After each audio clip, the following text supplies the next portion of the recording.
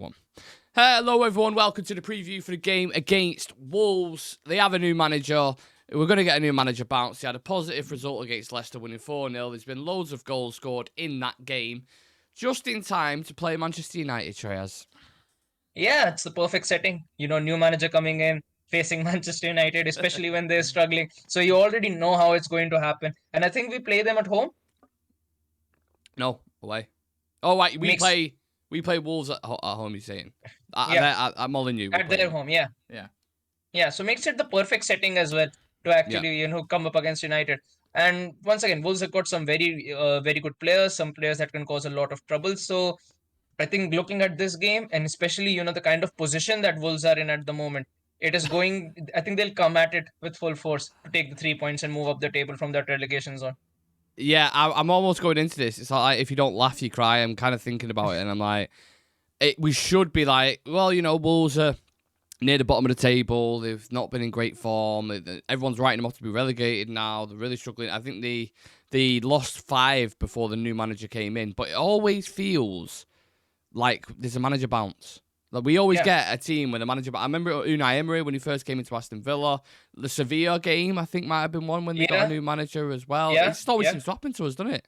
Yeah, it happens every single time. And I don't know why it actually happens that the new manager comes in and, they just see that they're coming up against United and their team starts to turn up. Players Yeah, who yeah. have been practically, dead for like 2-3 seasons end up scoring or end up having a worldie against United. So, look, if we actually go there and drop points, I wouldn't really be surprised that it's happened No, again. yeah. I think you're amongst a lot of United fans probably think that. One of the biggest kind of talking points going into this, and one of the things that Ruben Amorim will absolutely categorically want to get right is a set-piece situation, because we've conceded way too many. I don't know the specific stats, but it's like 5 in the past 6 games or something, I think it is, which isn't great at all. Wolves are going to look to target that, aren't they?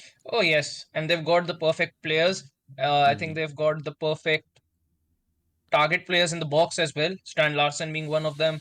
Yeah. They got Cunha, who's very decent off deliveries. If Sarabia features, Sarabia is someone who can cause a lot of trouble too.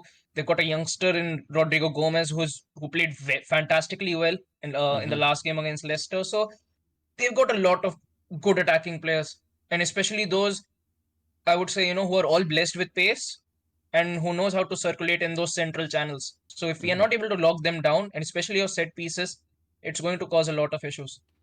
Yeah, it's one in it where you almost like, if we've tried different set piece coaches and we've brought in different people and we've got different profile players slightly, how do you even sort it? You can't do it mid season, can you? You can, like, we've had a couple of set piece coaches, like, this is the guy that Eric Ramsey. I remember everyone raving about him when he first came in.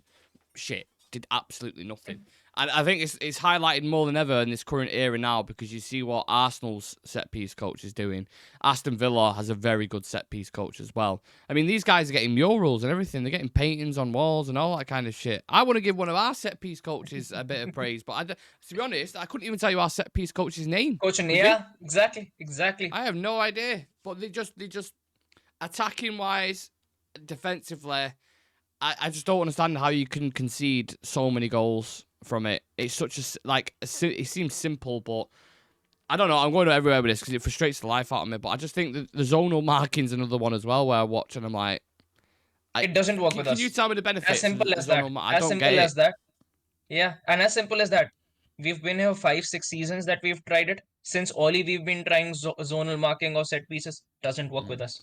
I Doesn't mean, they work at all. say the percentage is higher. I'm pretty sure they said something like, statistically it's higher. But when you're watching the ones that we could see, they're all stood there. No one's attacking the ball. And then Arsenal have about 6 players near the back post that are all... I don't see it. I don't see it, but I'm not a set-piece coach. I don't have my A license or anything, so we'll see what happens. Another talking point is Marcus Rashford, Shreyas, because obviously... if you look at the situation he had with Ten Hag, with a discipline situation, came back, scored against Wolves. Do we expect a similar situation? I don't think we'll see Rashford. Maybe we see Garnacho, but I don't see Marcus Rashford in this one again. But Garnacho's cameos haven't been promising either, though, have they? To be fair, when Yeah, he's I come mean, on. should have scored against Bournemouth. The chance that Oh he my had, God, where yeah. Højlund practically put it on a plate for him, was a Yeah. very good ball from Højlund, put him through one-on-one against the keeper. So that is probably one of the best chances you could possibly get in that game to Yeah, at least get a goal back, but wasn't able to convert. And I just hope that things can turn around for him, yeah. because once again he's a serious talent. I wouldn't completely write him off because he's very very young, and he's got a lot of potential on him. Wait, Like if who's he's young? able to, Hoyland, you on about? no, Garnacho. Oh, I thought you were talking about Rashford then. At first I was like, No, okay, no, I was no, Garnacho. 27. Garnacho, He's young. okay. He Sorry, can go he on. can he can adapt to this position. He can readapt his play style, and if he does, then you've got a very good player and a very good youngster in your hands. So I wouldn't completely write him off. Rashford, I just don't see a future for him in this team. He doesn't work as that nine. He doesn't work as that inside 10 either. And as a wing back as well, he just doesn't have the work rate and the Wait, discipline to work off as a wing back. you say he doesn't work as a 9, but then who does work as a 9 in our team at the minute? Because the striker situation is a problem, innit? How do you sort the lack of goals? Transfer window. Yeah. But they're not going to do it in January, though, are they? No, If we're next being season in the honest. summer is the only way we get it. So it's a case of scrape together whatever we can get now from our Yeah, forward line. That's there's what it only feels one like. way we get goals, and that is hope Bruno gets going. That Yeah. is that's the only way I see it happening. Yeah. I mean, it does help if we start finding some kind of consistency, but there hasn't been consistency in terms of team selection. Now, Ruben Amorim spoke about this. He said, in this moment, it's not rotation to see the players and prepare the future. It's simply to avoid injuries. We are trying to address everything. What are your thoughts on that? I mean, considering Ruben Amorim seeing our injury crisis, not just Yeah. this season but the season before, he's not going to be taking any risks because he No. saw we had like what 39 or 40 different center back combinations last season. Yeah. So once again, you can't really risk any injuries to this team right now. It is already very delicate, and that's why you can see him scrambling for solutions at times. Because imagine Mazraoui picks up a knock. Imagine I we don't end want up to. losing Euro again. Imagine we use one of Minu and Ugarte again, or Bruno or Ahmad for that matter. Mm. So we need to be very safe, and you need to preserve the energy and recovery of these players as much as you possibly can. Yeah, I get that. It's just hard to get patterns and consistency in it if you are chopping and changing as much. But I completely understand why he's doing it. He also got asked about what he wants from Marcus Rashford. He said, like any other player, the best they can be. If you have big talent, you have to give big performances, big responsibility, big engagement, like push forward everybody. Some guys have big responsibility because they're here for a long time. This is maybe one of the lowest moments in our club, so we have to face it and be strong in this moment. That's what I want from every player in the team. And Marcus has never done that, has he, to be fair? He's never been that guy to kind of stand. I know, like you can reference certain points when he was playing with he had a bit of a hairline fracture in his back, didn't he? If you remember it under Ole. Yeah, Moments during like Ollie's that you time. look at and Carrie does at time, and then you look, okay, he's shown it there. But in terms of vocal leadership and being an example, I don't think he's ever been that player, has he? I think even in those moments, where if you mention the hairline fracture as well that he was carrying, Mm. the team was already on a high. Like you could see Cavani scoring for us in that orientation. You could see Bruno actually, in the form of his life. I think his best possible Yeah. stint, his period at United was was that point in Ollie's tenure. So you could see every single one performing. What I've not seen from Rashford, and I have seen from certain other players in certain moments, is that when the team is not performing well, and you could see Yeah. things are going poorly, I've never seen Rashford being that gleaming light that even though the team is performing bad, but he's still able to pull through with Mm. results or performances. When the team is bad, Rashford looks even worse, and Mm. that's been the case for the past 2 3 seasons now that I'm seeing him in this manner. If I'm to give him a fair, balanced argument, I would say at times in the first season under Ten Hag, where there was moments where the game would be dead and he would always score. He wouldn't do anything else in the Yeah, game, but he would always score. So he would always provide that goal. But it's like when he doesn't, what really much else does he offer in the game? It's nothing, is his it? It's effectiveness is gone if he's yeah. not on the score sheet, and that's one of his biggest problems. Mm. A couple more quotes I want to touch on here from Amarin in the presser. He said, I know what I'm going to do. That is so clear for me. That's why I feel So I don't want to say relaxed because I'm really frustrated like the fans, but I know what to do. But then we have to some problems to solve step by step, finding answers for everything. But it's a very difficult moment. We understand the fans and we will fight that. And he also got asked about the kind of English culture of playing games around Christmas.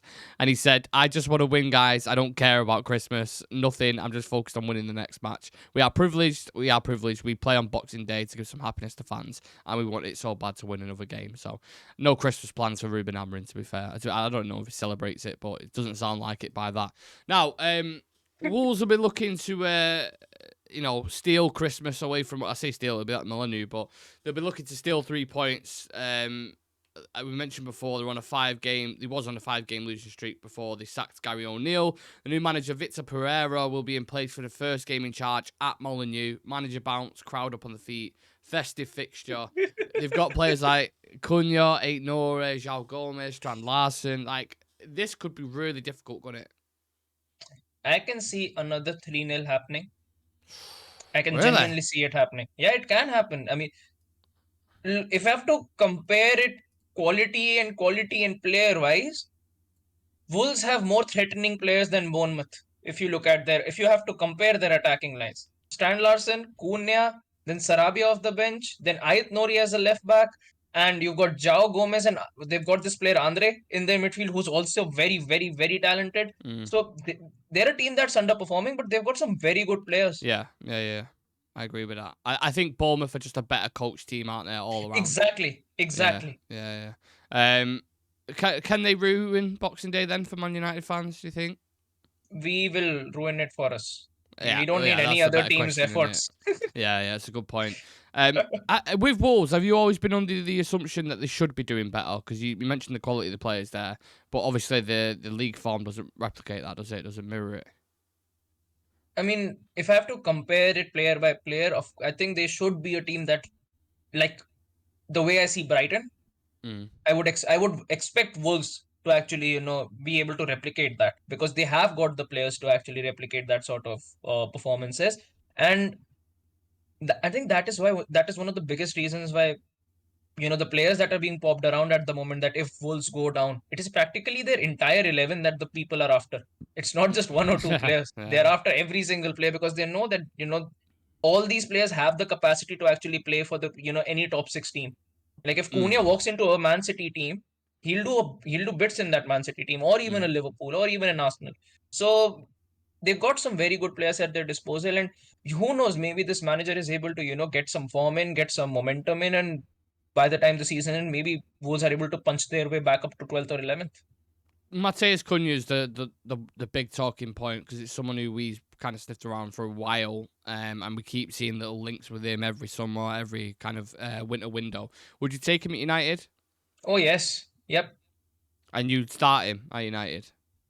I have been I think last season as well, I was one of the people who was really, really looking forward to having Cunha at the club because he's not a unidirectional player. He can play as the 10, he can play as the winger, he can play as a striker, and he's quality in all those positions. Yeah. And one of the good things about him is if he's not scoring, it's not that he's completely ineffective.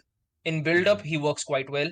As someone to do the legwork or pressing wise as well, he's got some very good numbers in the Prem. And of course, having that sort of experience playing in the Premier League side for Wolves and being one of the marquee names in that Wolves side for year in and year out gives him some more credibility in comparison to certain signings that we might be looking at from other leagues. If I would say we can get Cunha for like a 40-45 million deal, I would actually want that to happen because he comes in, I see our effectiveness going up. Well, if Wolves beat us, you might want to stay at Wolves. But I've got a better chance to get Champions League football at Wolves, mate, than you have at Man United. He's going to move next season. He's going to move next for season. sure. You know what? I could see him though, and I don't think they would because they got too many attackers. I could see him in a Liverpool shirt. I can, yeah. I And think he if Salah leaves, that's your as it is, written down replacement. Yeah. Yeah, I can see Cunha. I don't know. I could see him in a Liverpool shirt. Really can. But he's a talented player, no doubt. Is he going to be on your ones to watch list in terms of in this game, or are you going with a different Wolves player? No, I'm going to go with him because I know he's going to be starting on that right hand side for them. and I know that they're going to try and deploy him on that right hand side space, because that's an area which has been targeted a lot in every Yeah. single one of our games. You look at the Yeah. City game as well, tried to move inside from that right hand side.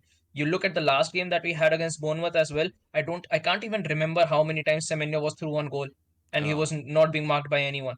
So they're going ridiculous. to channel, and I rate Semenyo as a player. He's a good talent, but I think Cunha is much more deadlier than Mm. Semenyo.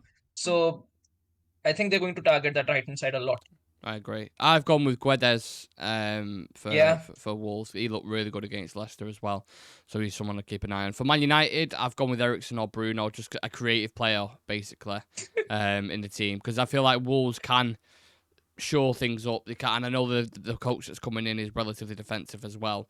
So I feel like a creative player is going to have to be on it or find that kind of through pass, that ball in behind, in order for us to, and then we've got to convert it first and foremost. But then players exactly. actually playing the pass. Maybe a Mainu, Eriksen or Bruno. That's who I'd go with. Who are you going with for United? Ones to watch? Ahmad. Ahmad. Yeah. It's an obvious one, but it's a given, and it's the only one who's performing in the forward line, to Yeah. be fair. I'm just sick of saying Ahmad every week. That's why I went slightly different. Five quick fire questions, Shreyas. How Yeah. many Wolves players currently would get into our team? 3. Who are the three? Cunha, Ait Nori, Joao Gomez. I think Strand Larson are getting our team as well. In a Oh minute. yeah. If Look I at his goals in the Yeah. Prem. Yeah. He's been good for him. Yeah. Yeah. So 3 or 4 Wolves players getting into our team is worrying, isn't it? Anyway, will United score more than one? No. No. Will there be any mistakes? From our side, right? Yes. Yeah. Of Yeah. course. Yeah. Does this become a genuine crisis if we lose this one? Yes. Yes. Yeah. Because if we lose this one, you're getting closer and closer to that, Too close. Way too close for comfort if you do that. I mean, we're on 22 points at the minute. Wolves on 12. Yeah. They go up to 15. You know, there's a couple of losses there, and you get dragged right back into it. Yeah. So United needs to be We really desperately careful. need like 2 to 3 wins on the row. I can't believe we even discussing that. It's just crazy, innit, to think. Yeah. When we all said, "Oh, it won't get any worse," yeah, and then Ten Hag said, "Hold my beer, mate," and this is what happened. So, right, let's get to starting 11s. Then I'll go through mine first. I've gone Onana, Yoro, De Ligt back in the centre because I didn't like Maguire's first 45 against Bournemouth, and then Leachot on the left. I think Maz might get a rest because he looked knackered before the Spurs game. He needs a rest. He Yeah. needs a rest. So I've gone Dalot as the right wing back, Malacio keeping his place as the left wing back, Bruno and Ugarte in the midfield, Yeah. and then Ahmad, Højlund, and Rashford back in the side. That's what I've gone with. So it's bold. There's a lot of big changes in there, especially in comparison to yours. But talk me through yours. I've gone with mostly the same setup as previous games. I think De Ligt comes back into team. I think Maguire stays as the centerpiece because I think he can still, he can do a job for us in that place.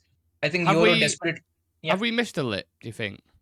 we have. Yeah, Yeah. we have, because he's very vocal in that back line. And I would say this, having that sort of physical presence in your box and he is able to fend off a lot of attackers.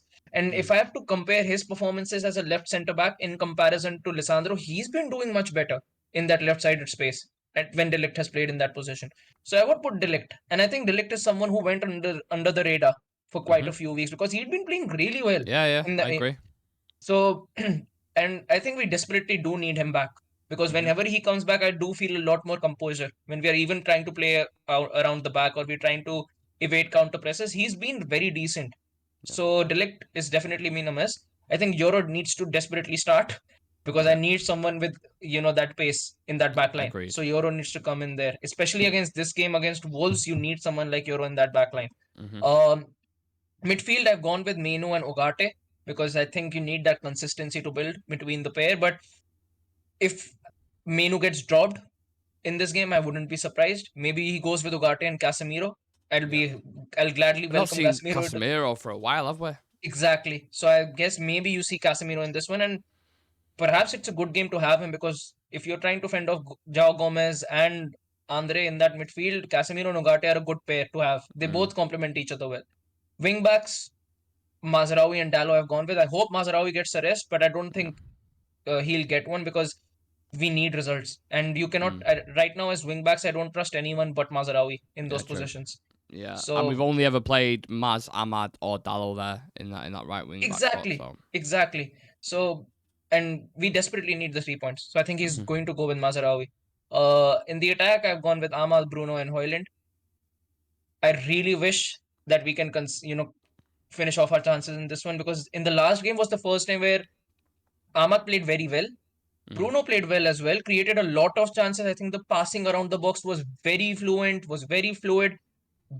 Bruno and Ahmad could have both gotten on the score sheet and gotten 2 assists in the last game if they were just able to finish off the chances. Yeah. So I hope they build on it in a positive manner and are able to find the back of the net, because both of them have looked very good. Didn't have the shooting boots on at all, did they? Both of them, Exactly. Ahmad and Bruno. I mean, half of the shots were ended up in fucking Elon's satellite. It was just Yeah. miles over the bar. So, yeah, I agree with that. Right, with everything that's been discussed then, score predictions. You want me to go first? Yeah, go ahead. 2-2. I knew it. I knew it. Mm, yeah. 2-2. I could see it a million miles off. I really can. Pretty like feisty both ways, but I think just when you factor everything, it's just science really. The way United are Yeah. playing at the minute, manager bounce, everything included, it's going to be 2-2. I'm telling you. I think it will be a classic Manchester United and Wolves game, and we'll see a 1-0 scoreline either to Wolves or United.